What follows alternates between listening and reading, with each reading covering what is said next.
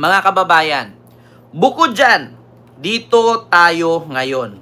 Ito mga kababayan, natahimik na ang buhay ni Digonggong sa dahig eh. Pero pakiramdam ko mga kababayan, parang guguluhin na naman ito ng Quad Committee hearing. Mga kababayan, actually natawa ako, itong si SP hindi alam ang trabaho niya. Ganyan talaga pag laging lasing. Pag laging lasing, lutang. Pag lutang, bangag, lasing, yun. Ito mga kababayan, magandang balita ito.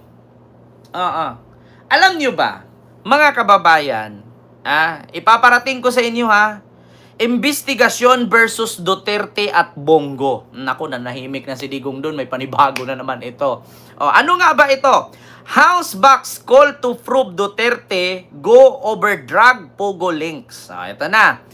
Actually, mga kababayan, iimbestigahan ng Quad Committee hearing si Bongo at si Bato.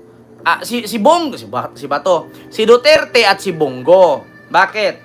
Itong kay Duterte about sa drugs. Pinagtibay ng Kamara ang rekomendasyong imbestigahan ang sinasabing joint bank account ng mag-amang sina Vice President Sara Duterte at dating Pangulong Rodrigo Duterte. Sa report ng Quad Committee, inirekomenda sa Anti-Money Laundering Council na imbestigahan ang joint account ng mag-amang Duterte na pinaniniwala ang nakatanggap ng pera mula sa kalakalan ng illegal na droga.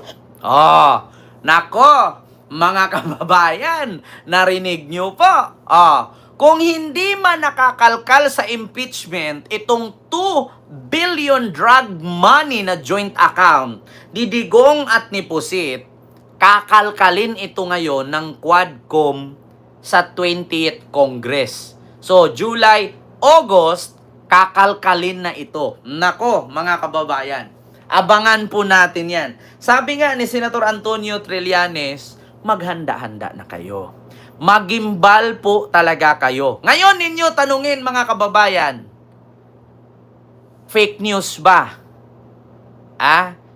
Si Antonio Trillanes IV or si Digong? Kung lahat ng aligasyon ni Trillanes ay fake news, bakit walang aksyon ang mga Duterte kay Trillanes? At ito na nga ang balita ng DZMM Teleradyo ng ABS-CBN. Nais paimbestigahan ng Quadcom ng Kongreso ang joint account na 2 billion drug money di umano ni Digong at ni Sara sa Quad Committee hearing. Naku po, mga kababayan. At bukod dyan, mga kababayan, si Bongo, iimbestigahan din patungkol sa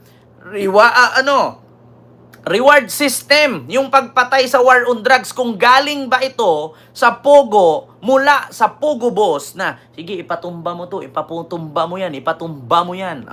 At merong bayad, at mismong si Digong nagsabi, sinabi ko talaga na merong bayad yan. Ako mismo galing sa confidential fund ko. Yung tira-tira. Binayad ko na halimbawa makapatay sila pag may sobra binigay ko pa. Sabi ni Digong sa Quadcom yan. Tuloy natin. Nag-ugat ang investigasyon sa pahayag ni dating Senador Antonio Trillanes na naglalaman ang bank account ng pondo mula sa mga drug lord. Nauna nang hinamon ni Trillanes si dating Pangulong Duterte na lumagda sa bank waiver. Tignan nga natin to, tignan natin. May ano dito, picture, pera ata. Tanggap ng pera mula sa kalakalan ng illegal na droga. Nag-ugat ang investigasyon sa pahayag ni dating Senador Antonio Trillanes na naglalaman ang bank account ng pondo mula sa mga drug lord. Nauna nang hinamon ni Trillanes. Mula sa drug lord. Ayan po, Rodrigo Duterte, Sara Duterte bank transaction. Ayan po, mga kababayan. Actually, naka-blurred po siya. Naka-blurred po siya, mga kababayan. Ayan po yung bank transaction po ng mag-amang Sara at Digong. So, yan daw po ay galing sa drug money. No, mga kababayan, hindi po pinapakita dito, naka-blurred po, no? Ibini-blurred po ito ng DZMM Teleradyo. No? So biniblurg nila, yan daw po ang bank transaction ng mag-amang Sara Duterte at Digong Duterte. Galing sa droga mula sa aligasyon ni Senator Antonio Trillanes IV na born and raised in Caloocan, hindi magnanakaw, hindi rapist at hindi adik.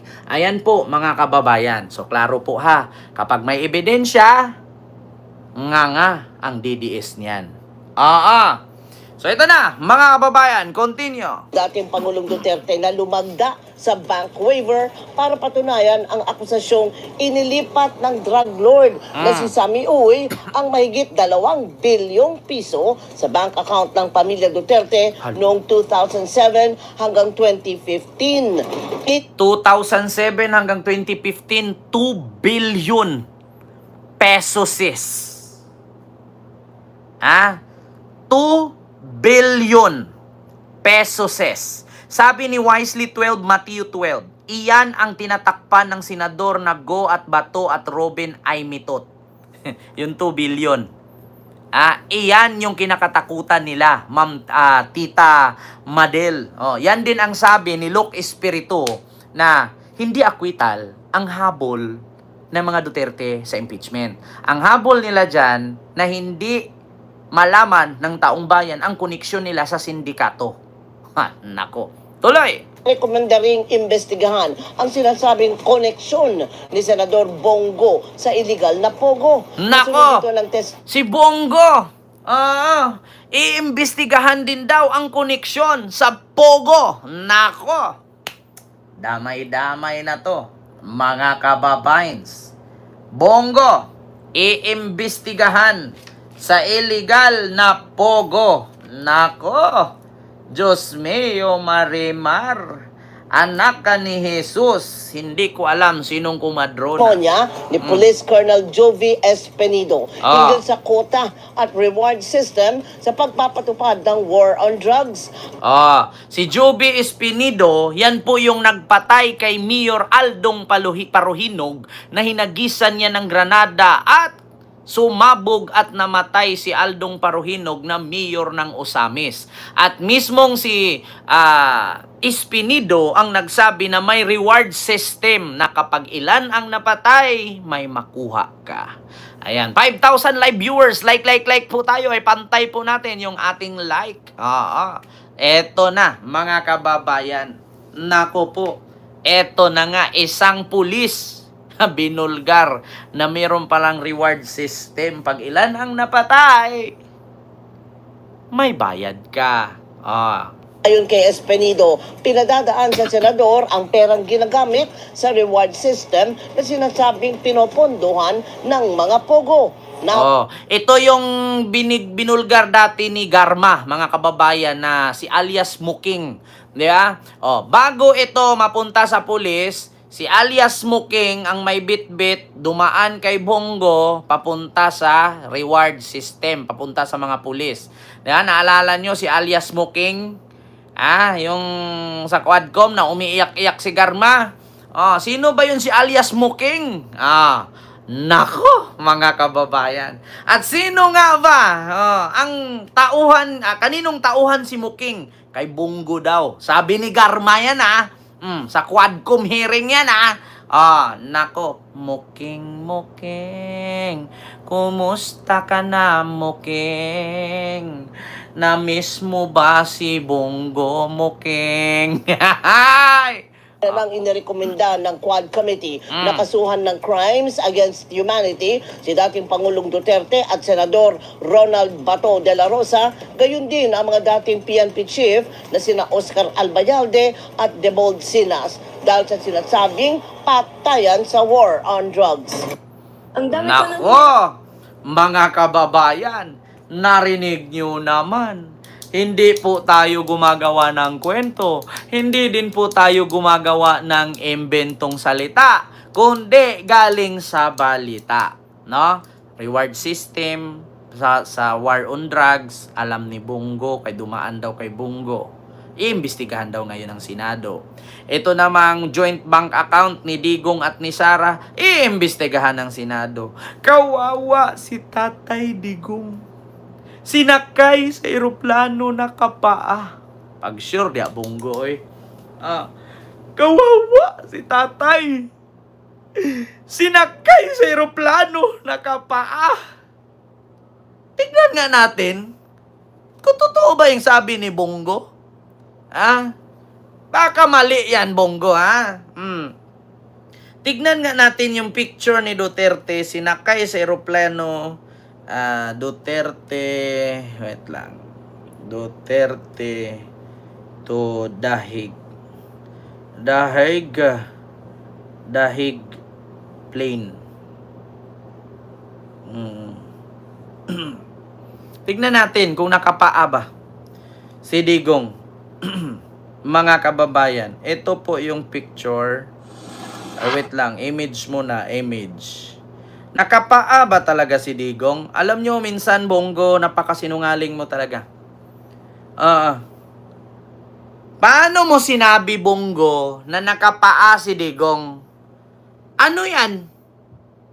Nakapaa ba yan? Ay, na sapatos, suot. Ano yung sinasabi? Kawawa si tatay. Sinakay sa eroplano, kinidnap, nakapaa lang. Grabing paa yan. Sapatos yan, Grabe, malabo na yung paningin mo, Bongo. Paano pa yung malasakit center mo niyan? Niya? Kakaawa, si tatay. Sinakay sa eroplano, nakapaa lang. Nakapaa.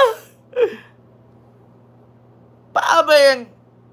Sapatos Adidas man yan, na Japan made. Style Japan style na Adidas yan, Paano mo nasabing nakapaa?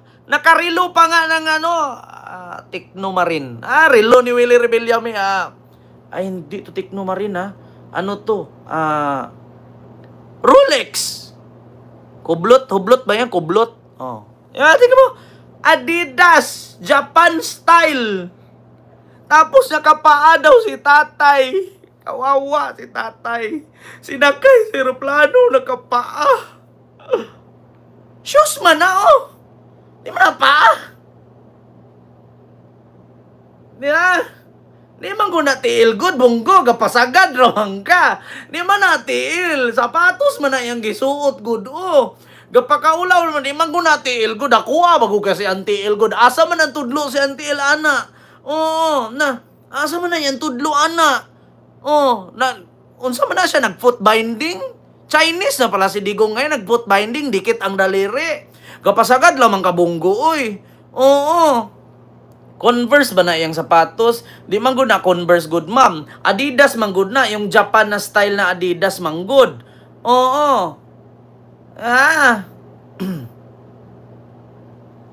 Ginuo ko. Di man ko na tinuod, Bongo. Bakakon kay kabunggo.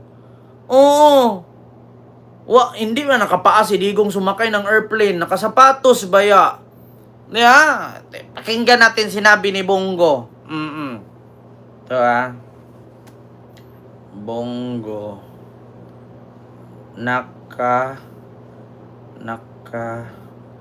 Paa si Digong.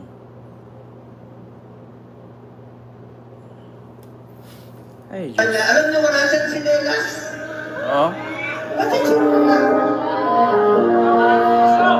Alam niyo wala siyang sinelas.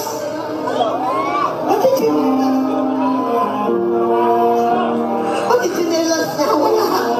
Nakapaa. Pati sinelas niya wala. Nakapaa. Ang galing mo.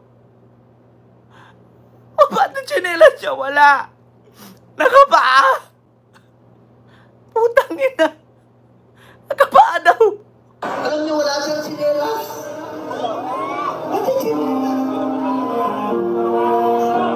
Pati sinelas niya wala. Nakapaa. Pati sinelas niya wala. Nakapaa. Putang ina. Apakasinungaling ninyo. Pangit. Diyos mio. Ang gagaling ninyo magsinungaling. Ngayon mga DDS, putang ina ninyo. Ngayon ninyo sabihin Ako na naman mali. Kasi napansin ko na sinungaling si Bongo.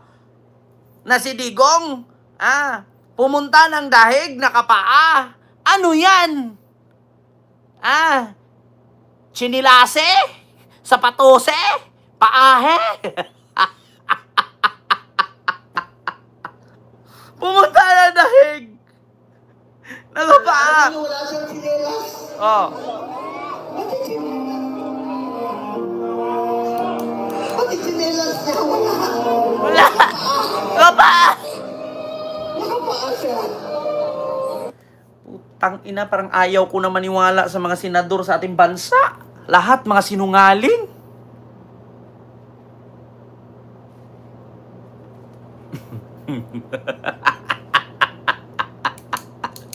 Ma'am Heidi Yang, ikaw shoutout, kumusta ka na, Ma'am Heidi Yang? Nako.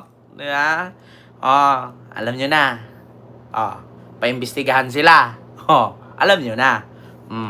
Dito, mga kababayan, speaking of Bongo, dito ta kay Bato.